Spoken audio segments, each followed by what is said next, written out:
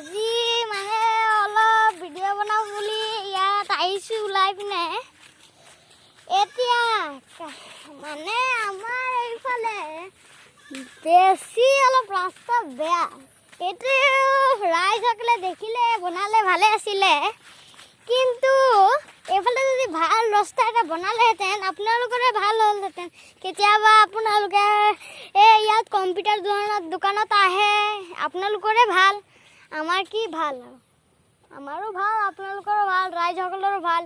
যদি আহে তেতিয়ালৈকে ভালে আছিলে। তেতিয়াহ'লে আপোনালোকে এটা ঘটনা গম পাইছেনে? সেই জংঘলবিলাক দেখি পাইছেনে? এই জংঘলবিলাকত এটা গছ, ডাঙৰ গছ আছে। এই গছটোত নহয় মানুহ 120-130 মান হৈ যাব দেই। এই ইমান ফাঁচি লগা মৰিছে, আপুনি কি ক'ব আৰু।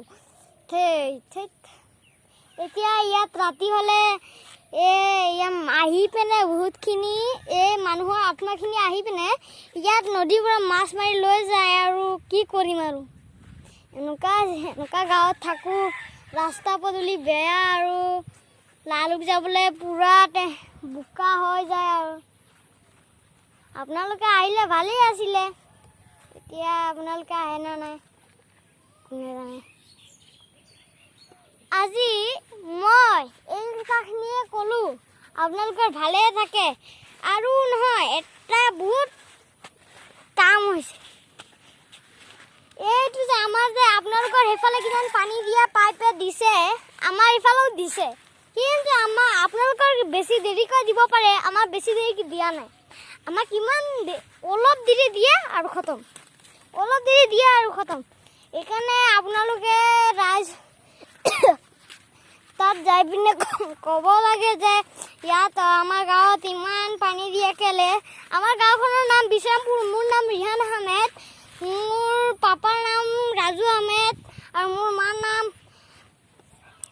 চেলিনা বেগম, আৰু মোৰ দাদাৰ নাম হ'ল ৰিয়াজ আহমেদ।